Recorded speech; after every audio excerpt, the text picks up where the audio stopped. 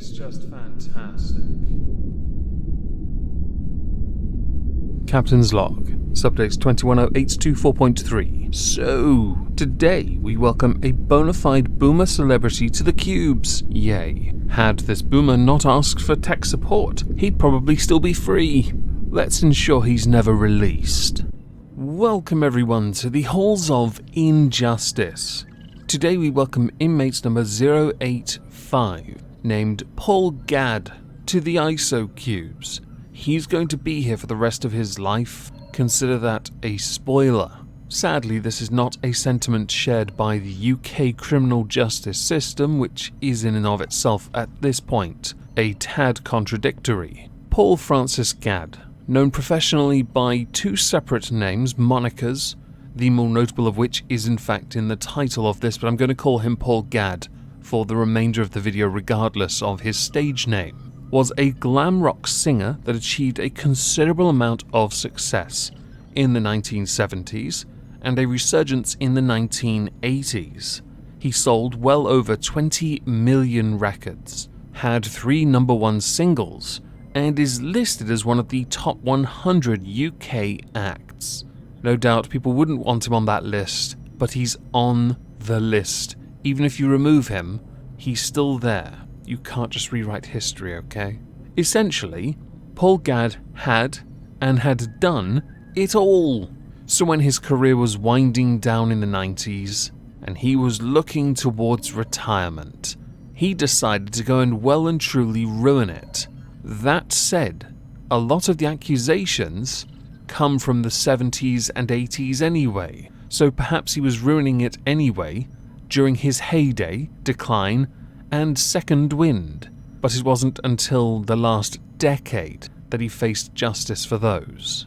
Many of you will have heard of Paul Gadd because of one very important incident.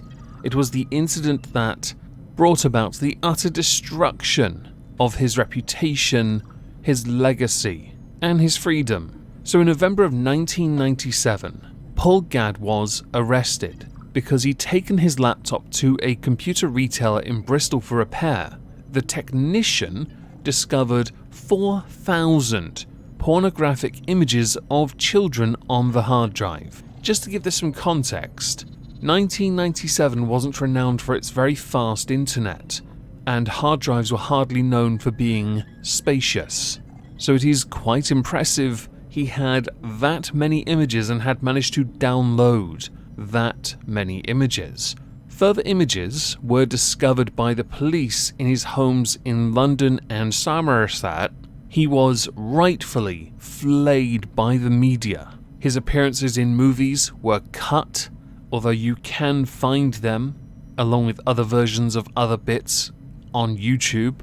As a consequence of what he did, on the 12th of November 1999, Mr. Justice Butterfield sentenced Paul Gadd to 4 months in prison and placed him on the sex offender register in the UK after he had admitted to having all of those images. So 1 month for every 1,000 images. I know. It is an absolute travesty to justice that is what he got. Around the same time, he was also charged but then cleared of having sex with a 14-year-old girl who had claimed had a relationship with him in the 1970s. But it was later discovered that that particular person stood to make a lot of money had Paul Gadd been convicted. Upon his release, Paul Gadd decided he needed a fresh start. So he took on a bit of globetrotting over a period of 6 years, from 1999 to 2005, on his yacht, his first stop, Soto Grande, where he lived for 6 months under the name Larry Brillianti. Not a joke. He went to bars, surfed the internet, but upon being busted, he went to Cuba, then Cambodia. But in 2002, he was detained over previous sex offences, spent 4 days in jail, was released, and then in January 2003, deported to Thailand on a flight to Bangkok. And then he finally settled in another more notable region for his crimes, Vietnam. And things for a few years went a little quiet, until 2005. Upon applying for permanent residency in Vietnam, he came to the attention of Vietnamese authorities because he had been allegedly banned from a nightclub for groping a teenage waitress. Eyewitnesses reported having seen him take 2 young girls to his home, so in November 2005, he fled, but they caught him eventually, on the 20th, at the airport while trying to board a flight to Bangkok. 6 Vietnamese girls and women aged 11 to 23 claimed that Paul Gadd had had sex with them. It's not the word, but you know what, we'll indulge for a moment. He was then arrested, held on suspicion of having sex with 2 underage girls, continued to stay there, by the way, throughout the entire criminal investigation, which was completed just after Christmas 2005. Those charges, though, were dropped due to a lack of evidence, although Paul Gadd had in fact admitted that an 11-year-old had slept in his bed. I remember this because at the time he was facing an execution firing squad if found guilty, but because he paid them off, the families of the girls appealed for clemency. This story, though, doesn't end. In 2006, he was tried on charges of committing obscene acts with 2 girls aged 10 and 11, which carries a sentence of up to 14 years. The following day, because yes, sometimes justice does in fact move fast, he was found guilty and sentenced to 3 years in prison. I know, another Mickey Mouse sentence. We'll get to those later. This included mandatory deportation at the end of the sentence, along with paying the equivalent to $315 to his victims' families. To this day, Paul Gadd maintains his wrongdoing and believes that the British tabloid newspapers framed him. But whenever he's asked about the stuff he admitted to, you know, the first one, he just ignores it. Alright. During his time in the Vietnamese prison, he did have health issues, yes. He also tried to appeal his sentence. That failed, and no, the heart attack didn't kill him. But he did have one. In 2008, August 19th, escorted under police guard to the airport and put on a flight to London. Now, he had refused to get on the flight because he claimed he had a heart condition and tinnitus. Thankfully, though, a doctor diagnosed him with something else and prescribed him painkillers and got him on the plane. No lie, to get him back to the UK was an absolute mission. He went to Thailand, Hong Kong, was refused both times, got put back to Thailand, went to London, claiming himself a free man. Well, he wasn't really. He also planned to release a new album after his prison release, because that's what you need, a rock and roll sex offender. So he did in fact eventually arrive in the UK. He was added to the sex offenders register for life, which I had wondered about why he wasn't on it and therefore banned from travelling. There was a big question mark over that back in 1999. But alright, nice to see you started your Mickey Mouse justice system early. Things then went quiet. That is until January 2015, where Paul Gadd appeared at Southwark Crown Court accused of 7 counts of indecent assault and 1 count of attempted rape on 2 girls aged 12 to 14 between 1977 and 1980. Past has really come back to haunt him, hasn't it?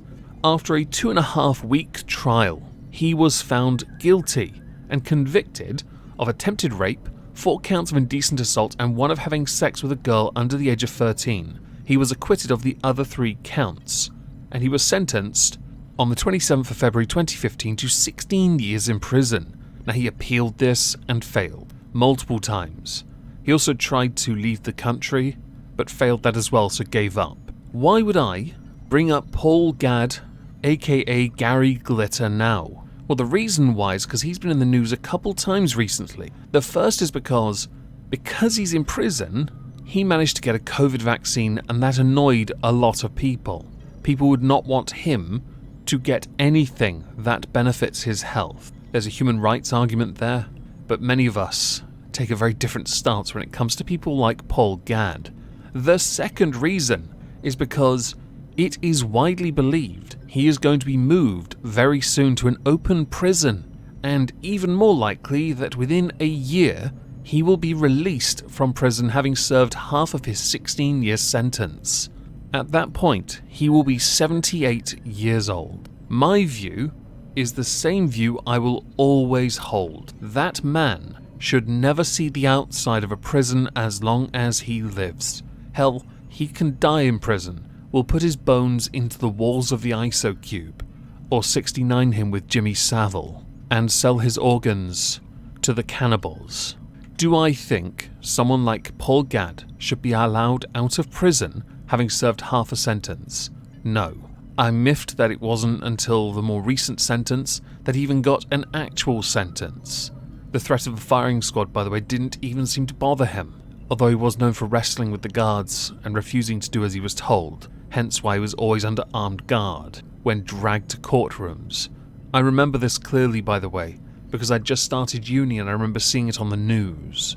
Now, as we're done, I'd like to know what you think. Do let me know what you think about the sentences and what he's done in his life in the comments down below. I personally believe life forever will keep him alive as well, don't worry. Now, as a final thing, I shall be streaming on Twitch tonight. If I don't see you there, have a fantastic day, except for you, Paul Gadd. And thank you all very much for listening.